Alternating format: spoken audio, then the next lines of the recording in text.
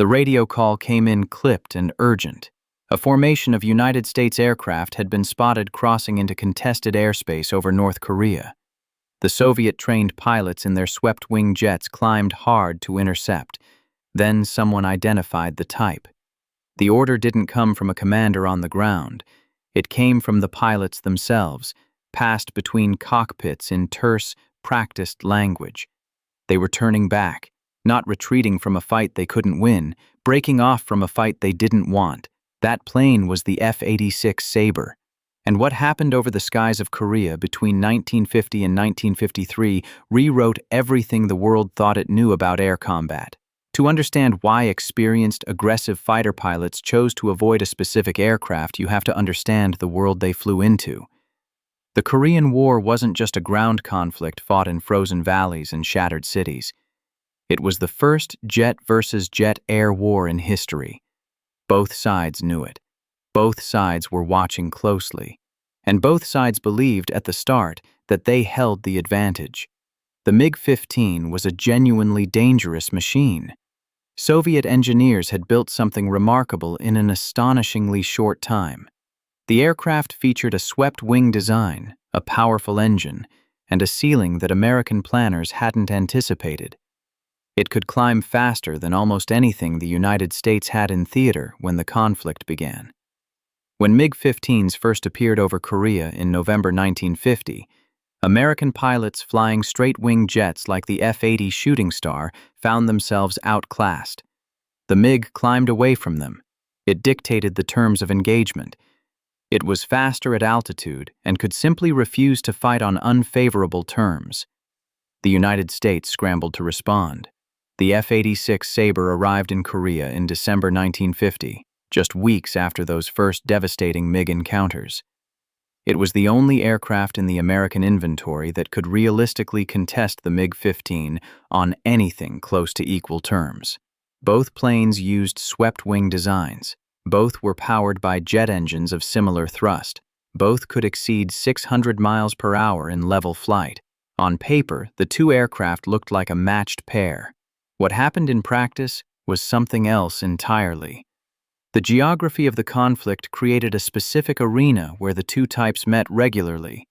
It was called MiG Alley, a corridor of airspace over northwestern Korea near the Yalu River border with China. Communist aircraft based across that border could sortie, climb, fight briefly, and disengage back across the river where United States pilots were forbidden to follow. It was, by any honest assessment, a setup that favored the MiG pilots. They chose when to fight. They chose when to leave. They had sanctuary a few minutes flying time away. And they still lost. The kill ratio that emerged from MiG Alley is one of the most studied statistics in aviation history.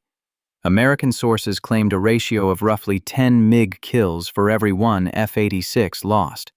Later analysis, drawing on Soviet and North Korean records that became available after the Cold War ended, revised that figure downward.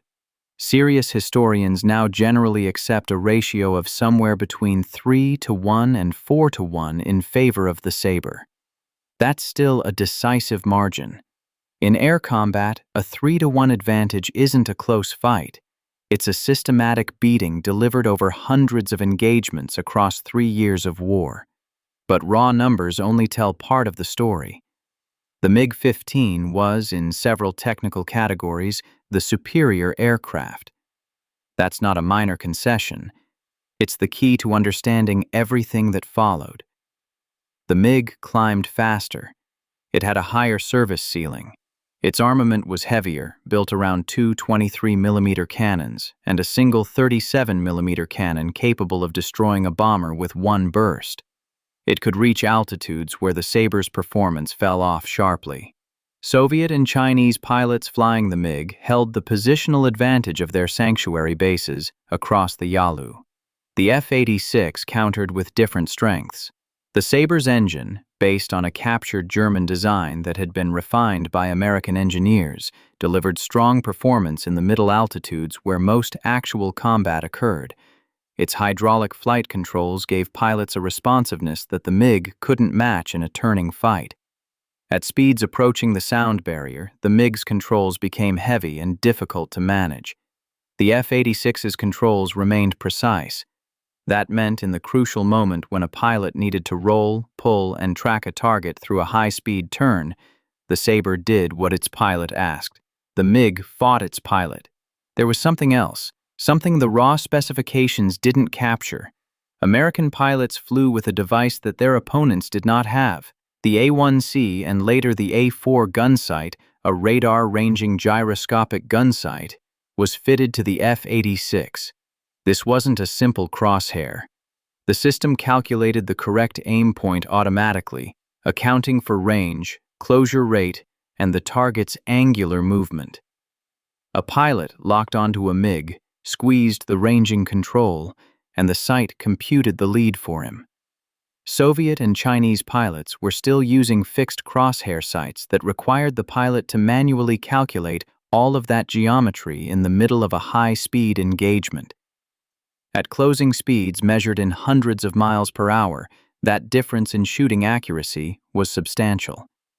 One captured MiG-15 evaluation, conducted by the United States Air Force after a defecting North Korean pilot landed his aircraft in South Korea in September 1953, gave American test pilots a chance to measure the opposition precisely.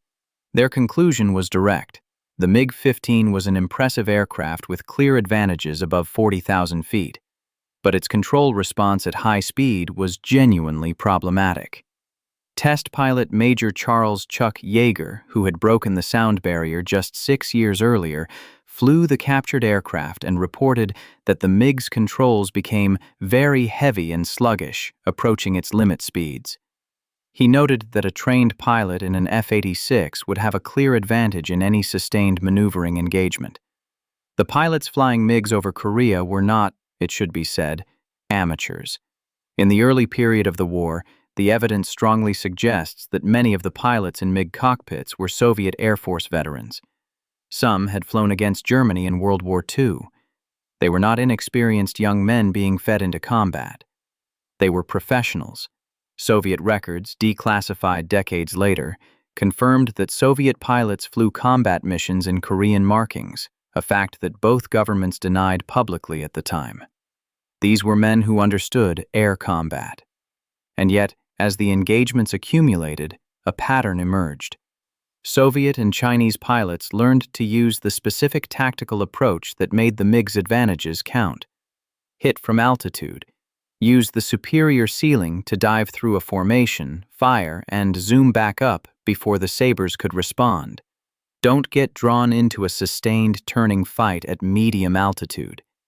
Don't let an F-86 get behind you and stay there. When the MiG pilots followed those rules, they were dangerous. When they didn't, they died. The problem was that American pilots understood the same geometry. The F-86 pilots, trained at bases in Japan under experienced instructors who studied each engagement carefully, learned to deny the MiG its preferred attack profile. They flew in fluid four-ship formations that allowed mutual support and covered 6 o'clock positions. They practiced energy management, the discipline of keeping enough speed and altitude in reserve to counter a diving attack. They developed tactics specifically designed to force the MiG into a low-altitude turning fight, the environment where the Sabre's responsive controls mattered most. The collective institutional knowledge that the United States Air Force built during those 3 years was a weapon as real as any cannon. There's a name that appears in nearly every serious account of MiG Alley. Captain Joseph McConnell Jr. became the leading American ace of the Korean War, eventually credited with 16 aerial victories. His approach to the MiG-15 was analytical, almost clinical. He had studied the aircraft's limitations and built his entire fighting style around exploiting them. He understood that the MiG pilot wanted to engage on his own terms.